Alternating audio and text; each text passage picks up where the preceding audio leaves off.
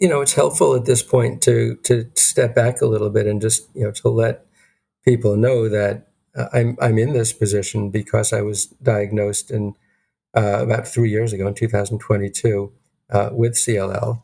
Um, and it's kind of a life-changing thing when somebody tells you that you have cancer. It's sometimes confusing with CLL because you're being told that you have cancer, but you don't need to treat it right now. Let's not do anything just yet. And people don't, that's not what you expect when you're diagnosed with cancer. So, it was a learning curve for me. And when I started looking and trying to figure out, how do I learn more about this disease and what I'm supposed to be doing, CLL Society was the organization that seemed to have the best, most current, and most reliable information. So that's how I ended up kind of connecting with the organization, and then a short time later ended up taking this job on.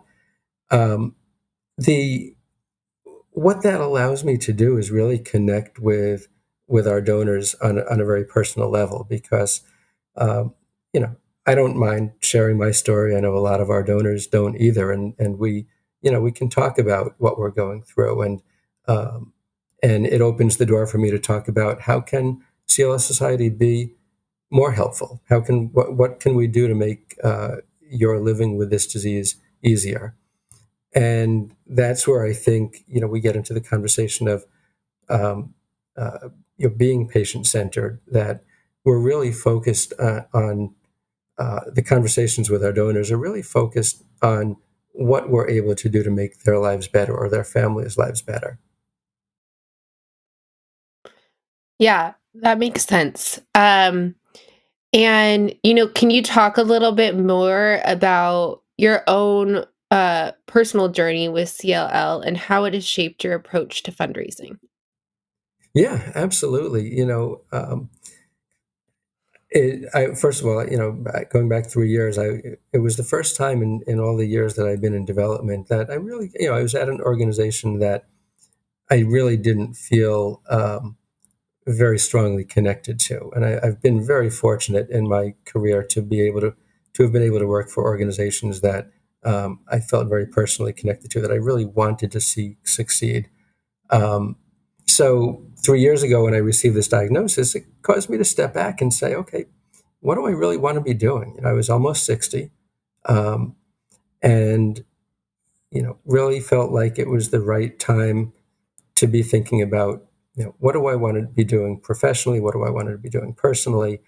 And it made me realize very quickly that I didn't want to be in the role I was in. I wanted to be doing something that would be more fulfilling for me.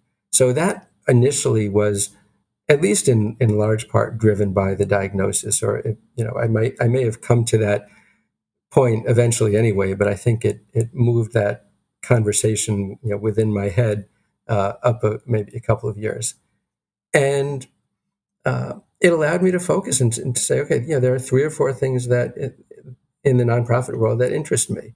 One was Parkinson's disease because my dad died from Parkinson's disease. That was something I felt like I could be very passionate about, but certainly CLL as well. And so I reached out to CLL Society, and it was good timing because they were also having conversations about wanting to uh, grow the development program over the next few years. And it, in the conversations that I had early on when I was joining the organization, it really, uh, I guess, my diagnosis really helped me understand what I needed to do to communicate with the people, with the donors that I would be working with, um, and what I can learn from them. I think that's more important. I've learned so much from this job, even 35 years into my development career, not only about CLL, which I knew I would learn, but also about interacting with donors, because now I'm in a very personal situation. I share something very personal with our donors. Yeah, that makes sense. And I'm a fundraiser as well, and a lot of people who listen to this are fundraisers. What are some of the key characteristics in building those relationships with donors? Can you expand a little bit more on what that looks like? Yeah, listening certainly.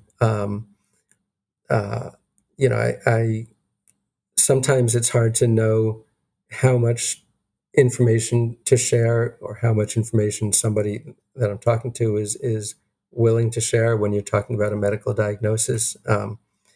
So it's kind of a careful listening process initially to try to figure out. Yeah, there are some people who just like talking about their entire CLL journey from the day they were diagnosed, and other people, really only talk about it when they have a question or really only feel comfortable talking with their medical team. So for me, I find that that's a common ground that I can use to build trust, but if I share too much or if I ask too much, um, that makes it harder to get to build trust. So it's a very careful listening process to try to understand, what somebody is willing to talk about, and sometimes there are people who are willing to talk very specifically about their caregivers, but not how or how their caregivers might feel about CLL, but not how they feel about it themselves. So I try to Mhm. work around those conversations very carefully.